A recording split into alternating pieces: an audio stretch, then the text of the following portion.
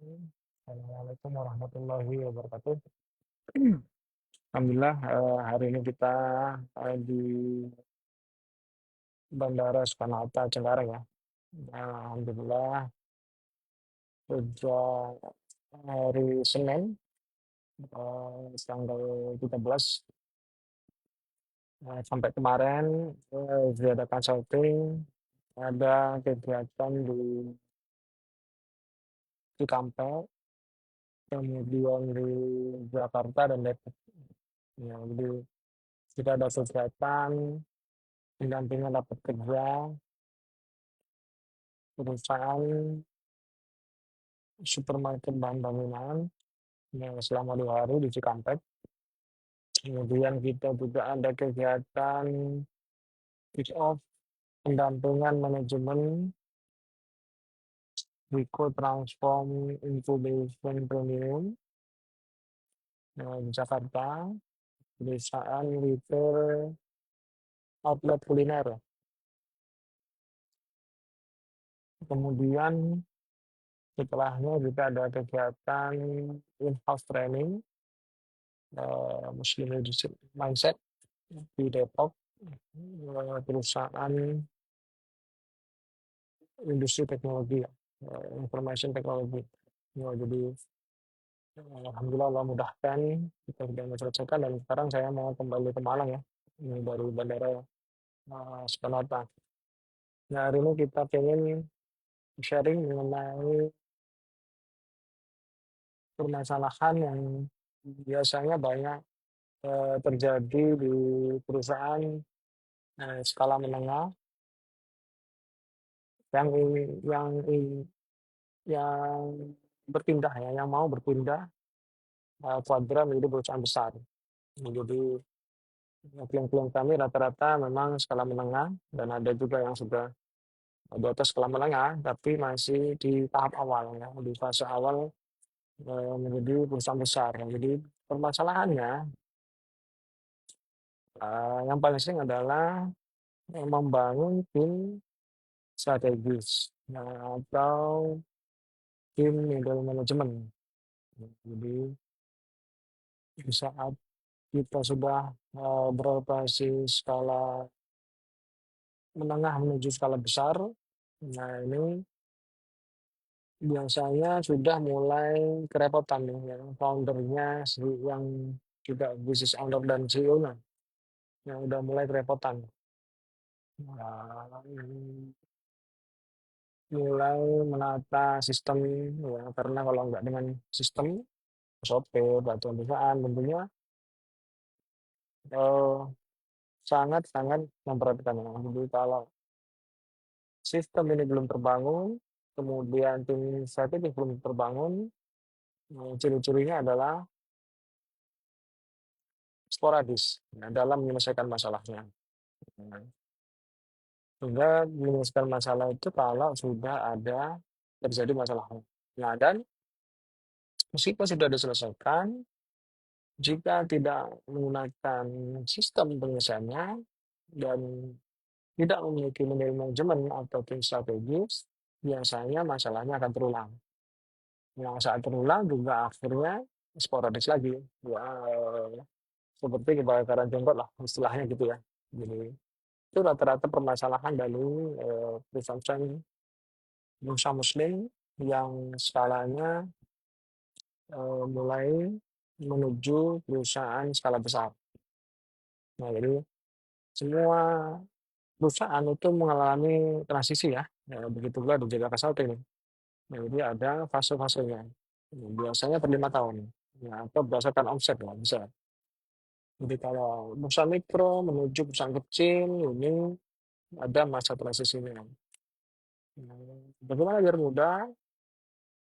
Ya, kemudian mikro kecil dulu, saya jelaskan dulu. Jadi transisi dari perusahaan mikro kepada perusahaan kecil ya, ini juga ada masa transisinya. Ya, nanti dari omset 0 sampai 2 miliar, kemudian naik dia menjadi 3 miliar, 4 miliar, dan seterusnya sampai 15 miliar, ini masuk perusahaan kecil. Dan transisi lagi di perusahaan kecil menuju perusahaan menengah, ya, ini transisi. Jadi 15 miliar, jadi pertama hanya 15 ke bawah sampai 2 miliar, kemudian ternyata 16 bertumbuh ya, sampai maksimal 50 miliar. Apa? Perusahaan menengah itu sampai 50 miliar.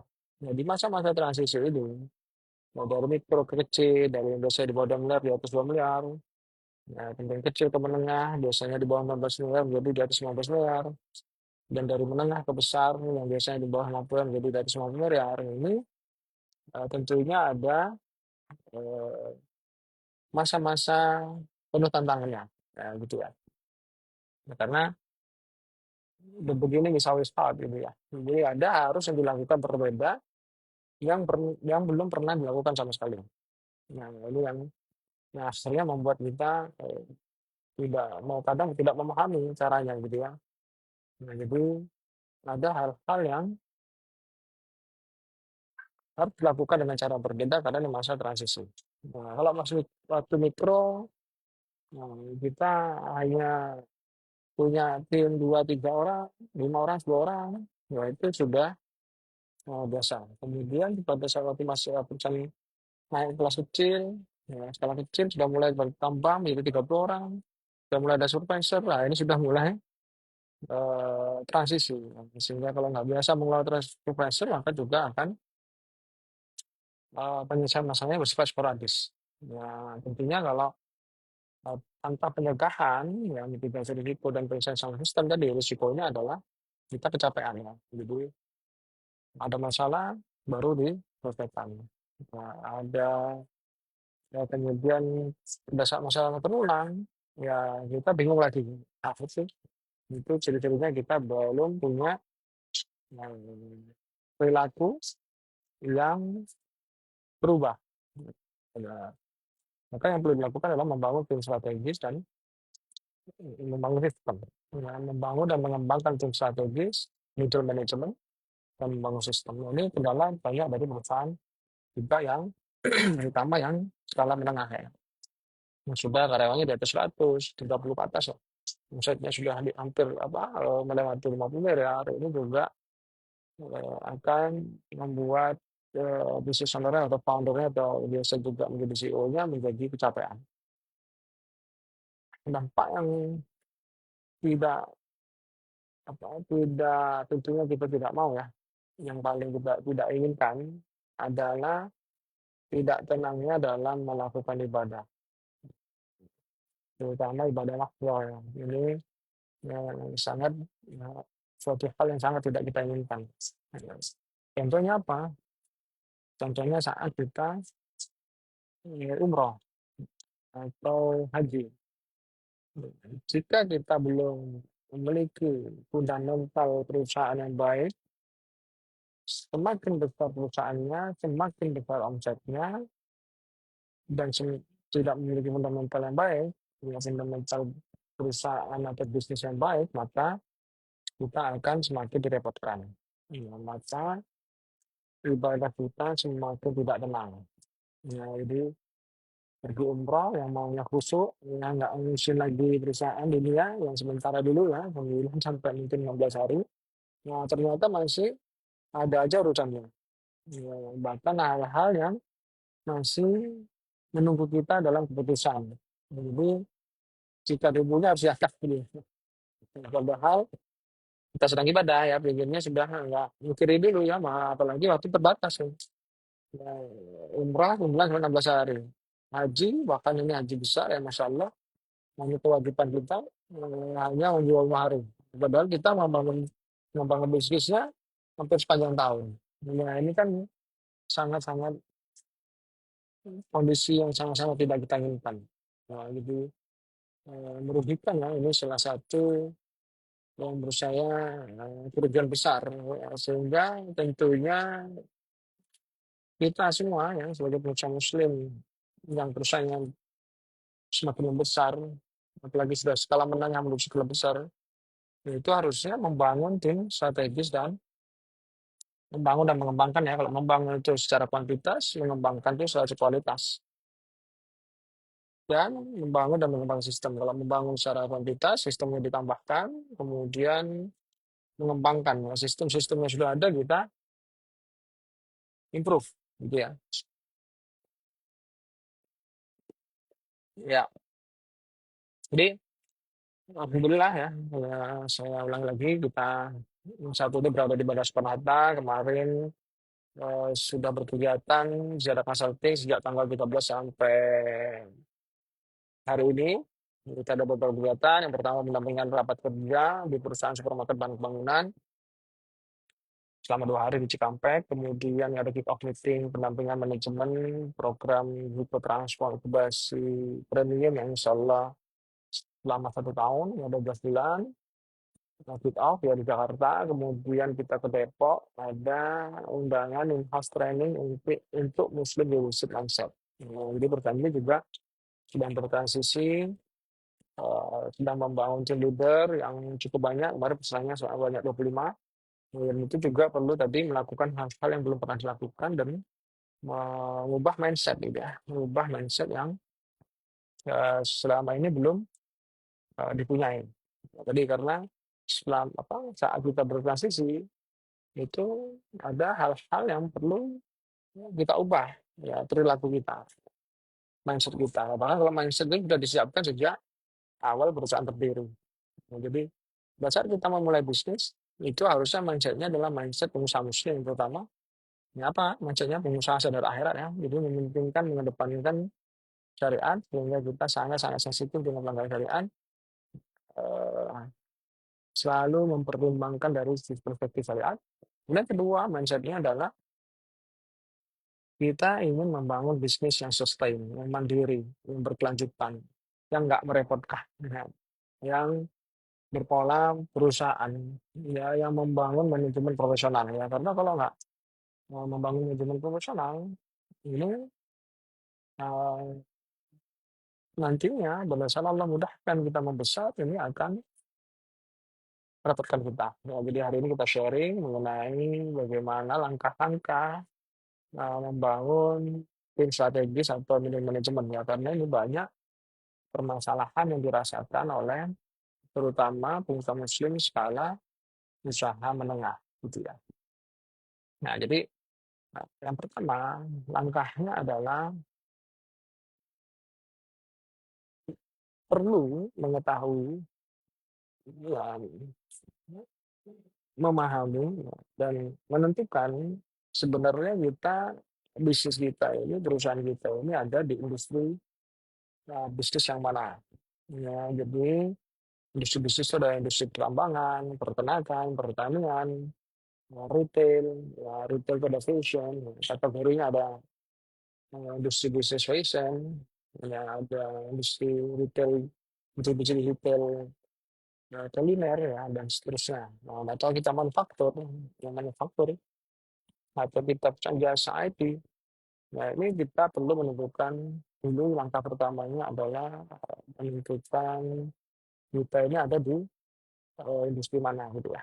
Jadi ini penting ya, dan kita tetapkan karena akan mempengaruhi strategi perusahaan dalam membangun dan mengembangkan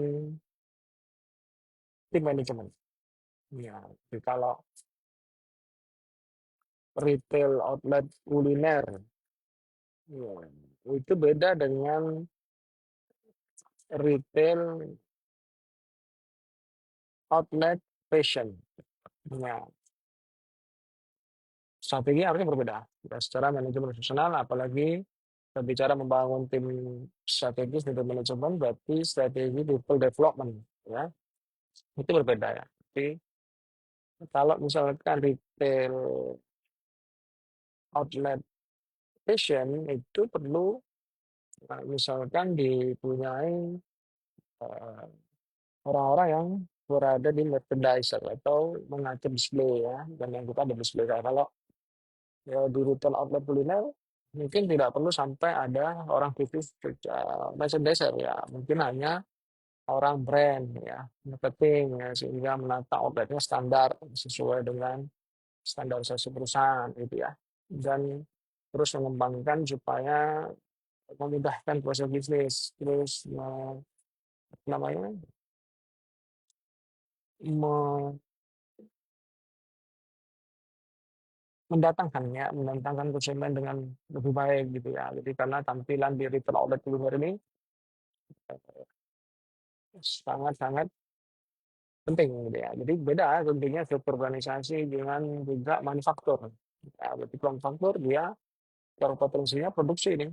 Nah, memproses bahan baku menjadi barang setengah jadi atau barang jadi. Ya, ini juga tentu beda ya. Mungkin di situ tidak hanya cukup sekedar manajer operasional, tapi ada plant manager atau manajer produksi. Nah, ya, kemudian ada QC. Kalau quality control, kalau di retail outlet yang tidak produksi, yang dia nggak ada QC-nya ya. Paling cuma cukup bagian gudang yang ngerti spek yang orang yang didatangkan. Nah, tidak ya cenderung pada produksi. Jadi apa di fungsi itu taruh di gudang ya, penerimaan barang dicek kualitasnya sudah baru dimasukkan. Nah, intinya setiap industri memiliki strategi pengembangan tipe yang berbeda. Nah, ini yang pertama kita berarti harus tentukan dulu kita ini sebenarnya ada di industri mana. Nah, baru menentukan strategi perusahaannya.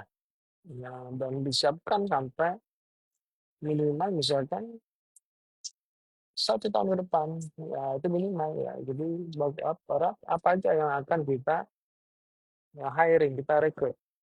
Nah, so mungkin bukan direkrut malah diangkat dari dalam. Kalau rekrut berarti dari luar, kalau mengangkat kan dari dalam ya, promosi.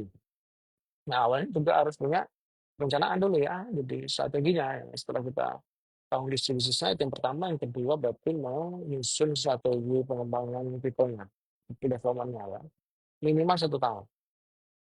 Nah, setelah punya, maka tentu pada saat kita menentukan kebutuhan sesuai dengan industri kita dan strategi perusahaan kita, ya di situ ada proses yang ketiga adalah eh, rekrut, rekrutmen dan eh, pengangkatan ya dari dalam. Jadi proses itu akan disesuaikan dengan puncak-puncak. Jadi misalkan kebutuhan spesifikasi, ya, job spec dari manajemen yang kita butuhkan seperti apa. Dan sampai juga kita mengangkat dari dalam tidak menyesuaikan speknya. Ya, hanya mempertimbangkan karena beliau ini masa kerjanya lama. Ini yang kita tidak ingat ya. Jadi nggak punya kompetensinya hanya mempertimbangkan masa kerja lama. Atau punya kompetensinya tapi yang teknis.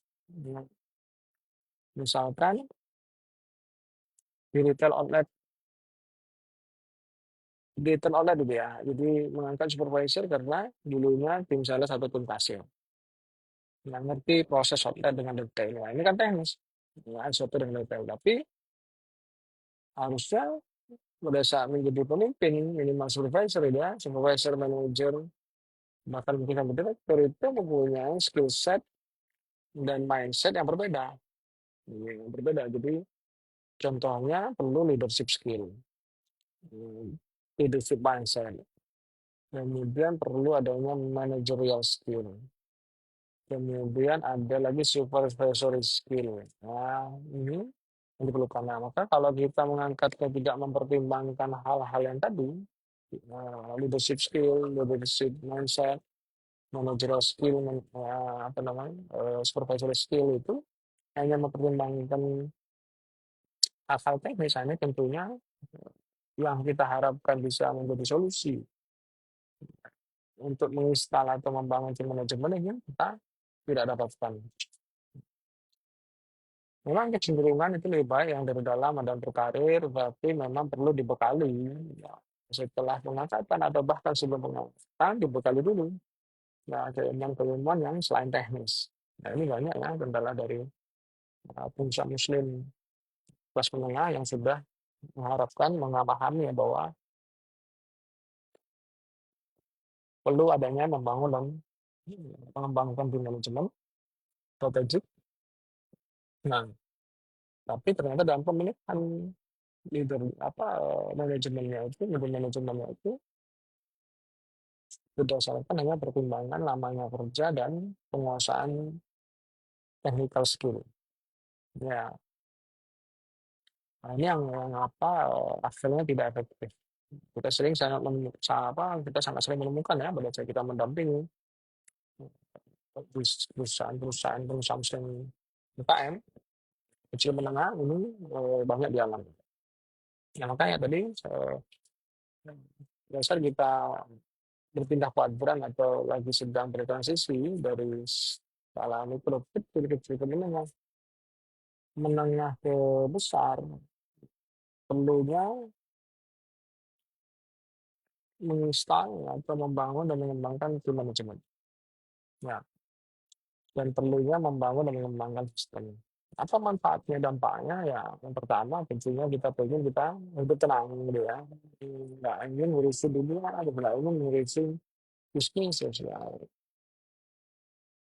Misalkan ya, yang sering terjadi pada saat kita ingin fokus beribadah. Contoh ibadah mahdoh seperti umrah, haji.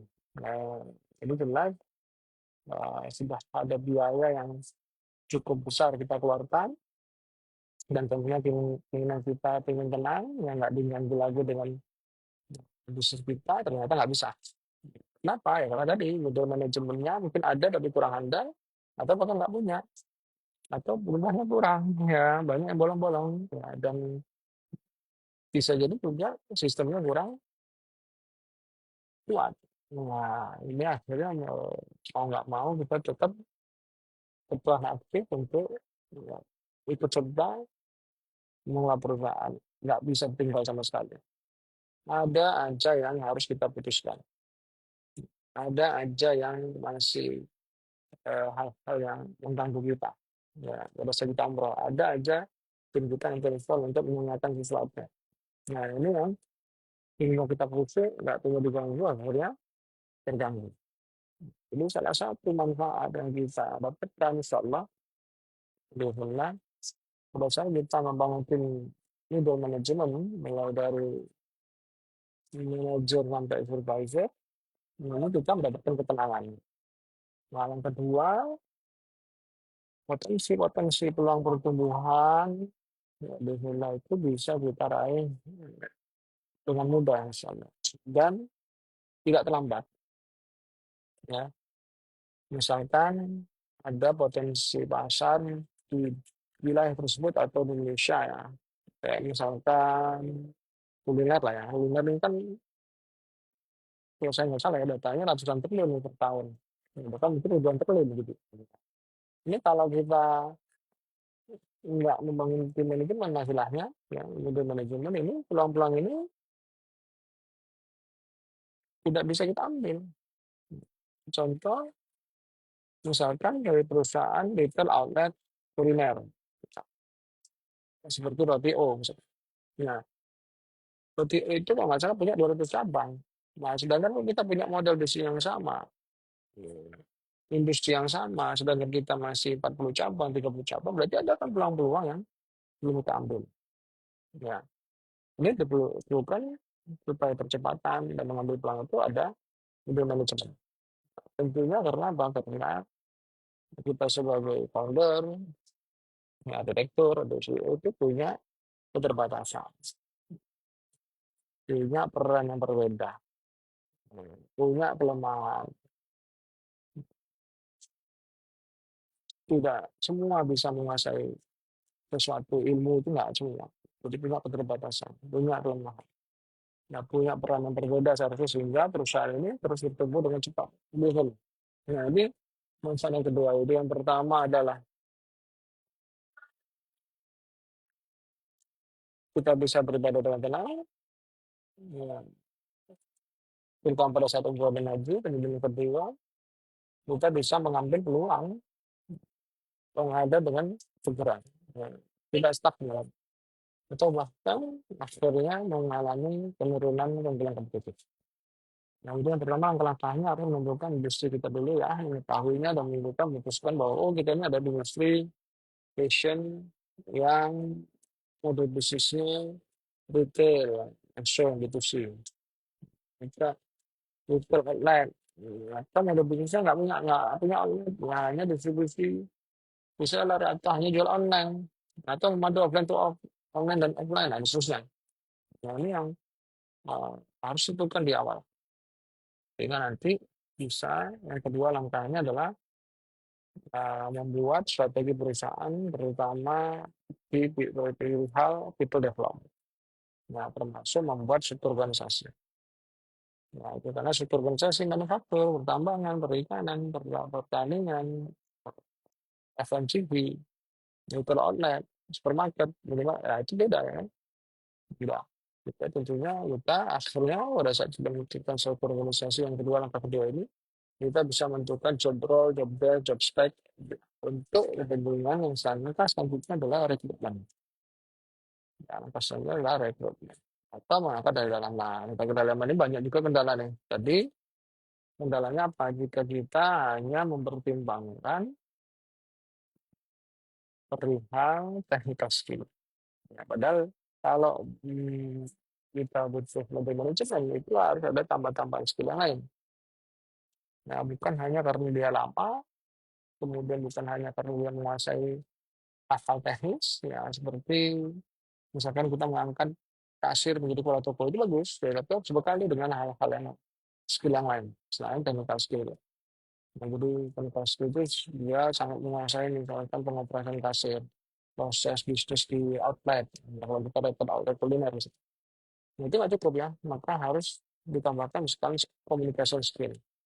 Nah, karena kita sebagai supervisor atau manager perlu mengarahkan, yang mengarahkan pun yang jelas ini perlu ilmu. Itu juga kamu pun terus belajar di bagian mana berkomunikasi yang tepat, berkomunikasi yang jelas, berkomunikasi yang efektif. Nah, ini perlu dipelajari komunikasi skill. Kemudian ada lagi managerial skill. Nah, bagaimana kita mengelola pekerjaan ya, sehingga outputnya lebih baik, lebih banyak. Nah, managerial skill kan tujuannya efektif, efisien.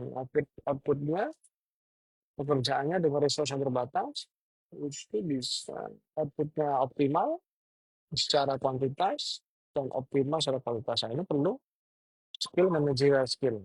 Kemudian tadi ada lagi supervisory skill. Hmm, keahlian untuk mengawasi kontrol. Kontrol itu sangat penting ya terutama bagaimana kita mengetahui critical point yang kita mau kontrol. Nah, jadi efektif ada juga kontrol yang tidak efektif ya. Hal-hal yang tidak esensial kita lihat, yang esensial nggak dilihat. Nah, ini yang tentunya akan bermasalah. Nah, hal-hal yang esensial misalkan di manufaktur ya, perihal kualitas. Nah, kualitas itu dampak dari yang pertama input, ya input bahan baku, kemudian proses, baru akan ada output kualitas yang diinginkan. Nah, maka yang harus dipantau pertama inputnya dulu kan gitu ya. Bagaimana kita mengontrol input bahan baku dan seterusnya. Ya, kemudian perilaku ya, saat atau SOP saat bagian cek ya bahan baku ini eh, melakukan hal yang efektif, do the right thing, melakukan hal yang benar, yang efisien, yang dengan cara yang benar. Ya, itu efisien, ya. Kemudian di sisi proses, ya proses ini kan ada poin-poin kritikal yang harus kita kontrol. Ada proses-proses dari A sampai Z mungkin yang harus di saat proses itu ada bagian-bagian yang esensial. Sehingga kalau ini nggak sesuai standarnya, quality-nya di sini aja langkah satu ke langkah dua, ya itu belum hasilnya dengan output A1 gitu, nggak ngasih A1-nya belum berkualitas, ya ini harus dicegah untuk dilakukan proses selanjutnya ya. Karena kalau dilanjutkan ya tidak diperbaiki sesuai dengan SOP, ini akan mengeluarkan output yang tidak sesuai harapan. Nah, ini supervisory skill. Ya, bagaimana kita mempunyai keahlian dalam kontrol. Nah, dari sisi apapun, ya, misalnya dari keuangan. Nah, kita punya analytical thinking. Nah, itu kemampuan yang lain. Ya, harus dilatih. Ya, menganalisa. Ya, apa yang dianalisa ya butuh ilmu, butuh teori. Ya, kalau keuangan butuh ilmu, apa yang harus dianalisa? Ya, kesehatan keuangan. Apa yang dikatakan keuangan ini lagi stres, financial stress. Nah, itu khususnya harus kita belajar. Sehingga ini juga harus dipelajari seorang manajer. Ya, dan mulai dari supervisor kita boleh lah mempelajari. Nah, terus tentunya kita harus punya keahlian dalam membangun sistem. Ya, contohnya keahlian dalam membuat SOP. Nah, jika seorang supervisor, manajer yang kita bangun itu nggak bisa bangun buat SOP, ya ini tentunya bagaimana dia bisa memudahkan dalam kontrol, memudahkan dalam mencegah risiko dan mengatasi masalah. Kalau dia sendiri nggak ngerti cara membuat SOP. Padahal supervisor dan manajer yang tahu betul bagaimana proses pekerjaan di lapangan. Nah, ini betul sendiri. Maka banyak perlu digali. Bagaimana caranya membekalinya? Ya dengan training, dengan mentoring, dengan coaching, ya, dengan consulting. Nggak boleh, ya. Jadi dari pasar itu juga memiliki modus-modus training. Ya, dengan terutama bidang pilar ya, keuangan, operasional, pemasaran, penjualan, sumber daya manusia. Nah, kalau SOP tidak itu operasional. Nah, bagaimana cara membuat SOP yang efektif dan efisien? Nah, kadang ada skillnya membuat SOP, perlu refresh juga, refresh ya. Jadi kita pernah mendapati cara membuat SOP-nya luar biasa, cukup bagus. Tapi ada hal-hal yang perlu improve. Misalkan ternyata di sana tidak ada SLA, standar apa service level agreement-nya. Sehingga tidak diketahui bottleneck yang ya kalau ini tentang pengiriman ya disampaikan oleh tim manajemen bahwa ada kendala di pengiriman sehingga pelayanan terhambat di pengiriman. Nah, mulai konsumen datang di retail online ini ya retail online datang sampai melakukan pembelian dan barang yang harus dikirim itu tidak ada masalah, tapi masalah di pengiriman. Nah, pengirimannya akhirnya lambat dan segala macam. Ya, bottlenecknya tidak diketahui karena tidak ada standar waktu dari setiap proses. Ya, ini berarti kan pada saat memulai SOP tidak apa kurang standar. Ya, jadi SOP itu harusnya ada tujuan, ada scope ruang lingkup kerja, ada apa namanya tools kerja dipakai, kemudian alat kerja maupun yang bersifat framework gitu ya. Kemudian ada langkah-langkahnya, ada petugas yang melaksanakan dan ada waktunya. Kemudian lebih mudah ditambahkan dengan flowchart gitu ya. Nah, kalau di manual ini akan kita masukkan pada ERP nanti tentunya ya dari sistem software. Nah, jadi itu ya, jadi banyak kendala di teman-teman yang sedang berpindah fase nih dari skala kecil menengah, lingkup kecil menengah besar itu adalah install manajemen atau membangun manajemen, middle manajemen, terutama manajer dan supervisor dan membangun dan mengembangkan sistem. Nah, akhirnya kita bahas tadi secara mengenai bagaimana langkah-langkah membangun middle management ya. Yang pertama tentukan industrinya kita di industri apa karena ini akan berpengaruh pada pengembangan people-nya. Nah, ini akan berpengaruh pada struktur organisasinya. Nah, struktur ini tentu mengaruh pada pengembangan people-nya. Ya, minimal kita punya 1 tahun ke depan. Nah, kemudian baru selanjutnya langkahnya dari tentunya rekrutmen atau mengangkat. Nah, ini juga proses yang harus kita perhatikan. Rekrutmennya harus sesuai dengan job spec, job desk, ya, job role. Jadi kita tahu kompetensi apa saja yang dibutuhkan, baik teknis maupun non teknis gitu ya. Dari manajer skill, komunikasi skill, dan seterusnya. Baru nanti tetap kita mengevaluasi ya dalam terakhir mengevaluasi kinerja dari para manajemen yang kita punya. Dan insya Allah ini akan membawa ketenangan pada saat kita beribadah dan membawa dampak pertumbuhan perusahaan yang bisa terus mengambil peluang dengan baik, percepatan pertumbuhan, dan mengurangi risiko adanya keunggulan kompetitif yang tergerus.